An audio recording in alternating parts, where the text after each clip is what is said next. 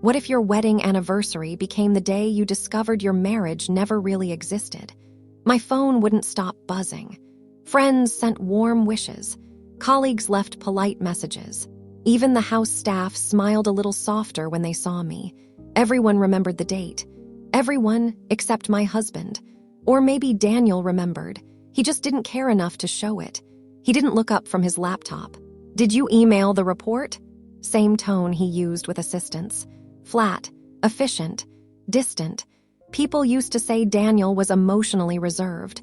I defended him for years. I told myself love was patient, that if I stayed long enough, I'd matter. I stayed 3 years. 3 years of shrinking myself. 3 years of quiet dinners and colder silences. 3 years waiting to be seen. I never was. That morning, I decided I was done chasing a man who never turned around. Then my driver mentioned something casually. Daniel had visited a private jeweler, bought a diamond necklace, went home early. A gift. Hope is cruel. It revives what you're trying to bury. Maybe I judged him too harshly. Maybe he loved quietly. Maybe this anniversary was his way of trying, so I rushed home. But the house didn't feel intimate. The lights were too bright. Music echoed through the halls. Champagne glasses clinked. Guests filled the living room. This wasn't an anniversary dinner. It was a celebration. At the center of the room stood a woman in a silver dress, laughing like she belonged there. Emily. The diamond necklace rested against her collarbone. Daniel stood close behind her, adjusting the clasp gently, the kind of care he never showed me. They toasted her promotion, applauded her success. Photographers captured their smiles. And when someone asked if I would be upset, Daniel didn't hesitate. "Don't worry about her. Our marriage was just a promise." Just a promise, not love, not partnership, not a life we built, a contract, a favor, a technicality. The room kept celebrating. No one noticed my hands trembling. No one noticed my anniversary cake still in its box. No one noticed my world collapsing quietly. Then something unexpected happened. I stopped feeling embarrassed, stopped wanting explanations, stopped hoping he'd turn and choose me, because the truth became painfully clear. It wasn't that Daniel didn't know how to love. He simply never chose me, so I chose something else. Silence. When love turns into humiliation, silence becomes strategy. And that night, while everyone celebrated her, I calmly began dismantling the life he thought I'd never leave. He thought I was heartbroken. He never imagined I was already planning my exit and my comeback. Have you ever paid for someone else's mistake and called it love? 3 years before that anniversary night, Daniel didn't ask me for romance. He asked for sacrifice. His company's core system crashed. Clients lost millions. Lawsuits stacked up overnight. Reporters camped outside headquarters. Someone had to take the blame. It wasn't my error. But the woman responsible, Emily, stood behind him, trembling. "I saved his life once," she said softly. "He can't abandon me." Daniel turned to me, not with love, but with urgency, like I was the safest option. "Help me fix this," he said. "I'll make everything right later." Later arrived in a courtroom. Flashbulbs, closed doors. A sentence stamped in ink. 3 years in prison. Concrete walls. Timed sunlight. A uniform that replaced my name. I survived on one sentence he repeated through the glass divider. "When you're out, I'll marry you." He kept that promise. The year I was released, I became Mrs. Carter. But that title was ceremonial. I wasn't a partner. I was repayment. At home, I existed quietly, useful, present, unnoticed. Daniel never asked what prison did to my sleep. Never noticed I flinched at sudden alarms. Never learned why certain foods made me sick. Emily, however, moved freely through our lives. Dinners, awards, private laughter that didn't pause when I entered. I had taken her punishment. She kept my place. Months passed like that. Then one small moment cracked the illusion. "My birthday's next week," I said one evening. "I booked dinner." Daniel didn't look up. "How old are you?" he muttered. "I hate childish rituals." Emily stepped in with gentle concern, draping a blanket over my shoulders like I was fragile. Kindness can feel cruel when it's staged. Later that same week, I tried again. "Do you remember what today is?" "Of course," Daniel said. For a second, I believed him. It's the anniversary of Emily's award win. We're celebrating. Not our wedding anniversary, not the day I walked out of prison. Not us, just her. That's when the timeline finally made sense. 3 years I lost inside prison. 3 years I lost inside a marriage. 6 years erased quietly. People think heartbreak explodes. It doesn't. It becomes procedural. You stop arguing. Stop expecting.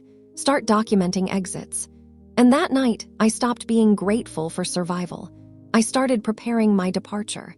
If Daniel believed I still depended on him, he was about to discover how wrong he'd been for 6 years. What do you do when loyalty starts erasing you instead of protecting you? I stopped asking for warmth. Stopped waiting for apologies. Stopped explaining why things hurt. I started watching instead.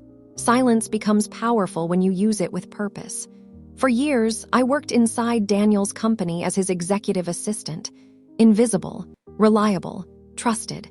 People thought I managed calendars. They didn't see that I managed access. Internal approvals, system permissions, project trails. I knew how decisions moved and where mistakes were buried. The system crash that sent me to prison never felt right, not emotionally, technically. The workflow didn't match mine. Access records had gaps. Timelines felt staged. Back then, I was protecting him. Now I was protecting the truth. So I saved copies, authorization logs, archived reports, internal messages, nothing illegal, nothing loud. Just evidence waiting for daylight. At home, I changed too. I stopped filling silence. Stopped reminding him about small things. Stopped trying. Indifference unsettles people more than anger. Daniel noticed. "Are you upset?" he asked one night. "I'm just tired," I said. That answer ended the talk, but it freed my energy. I rebuilt my resume, not the version tied to his name, the real one, my university research, systems I designed, work I never claimed. Then I sent one message. To someone who once told me, "If you ever choose yourself, call me." The reply came later that evening. "Let's talk." No grand promises, just a meeting, a door. It was enough. I printed my resignation letter, placed it beside a folder of documented records. 2 papers. One ended my role in his company, the other protected my future. I wasn't planning revenge. I was securing leverage. And for the first time in years, I was ready to move. He thought I was too dependent to leave. He didn't realize I'd already built an exit he couldn't block. Have you ever seen certainty slip from someone's face, quietly, all at once? I resigned on a Tuesday. No announcement. No farewell tour. Just a sealed envelope placed on the executive desk before most people finished coffee. HR handled the paperwork with professional calm, but the floor felt different. Conversations lowered. Screens lingered on inboxes. Dependable people don't leave often. When they do, everyone feels it. Daniel called before noon. "You submitted a resignation."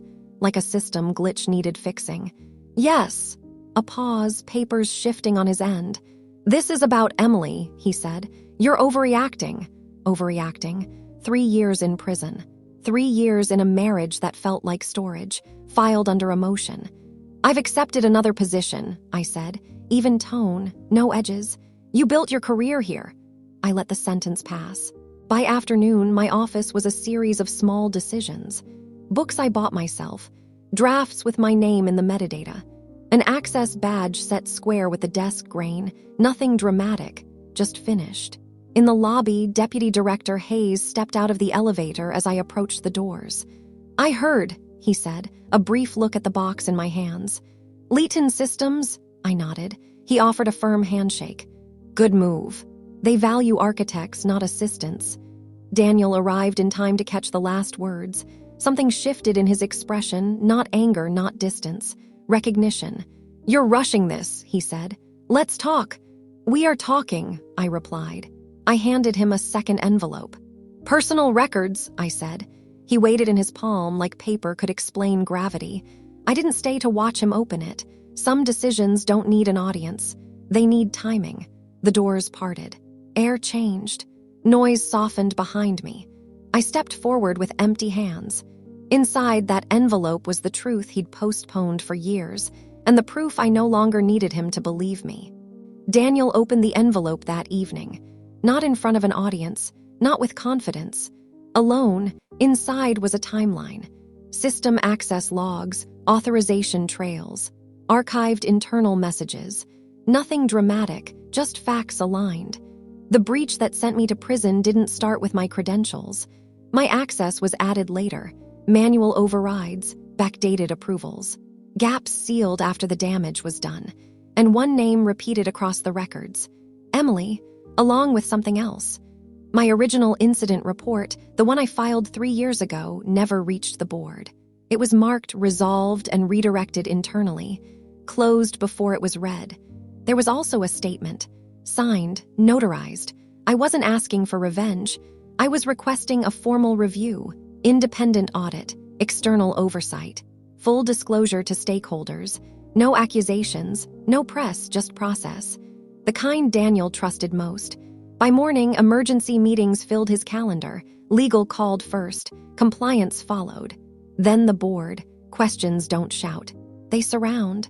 By afternoon, my phone buzzed once. A short message from an unknown number. We received your documentation. Thank you, that was enough. I didn't attend the meetings, didn't monitor the fallout, didn't wait for apologies. Some outcomes don't need witnesses. Weeks later, the review concluded quietly. The case was reopened, records amended, my liability cleared. Officially, Emily resigned before termination. Daniel stepped down pending investigation. Public statements used careful language. Private consequences rarely do.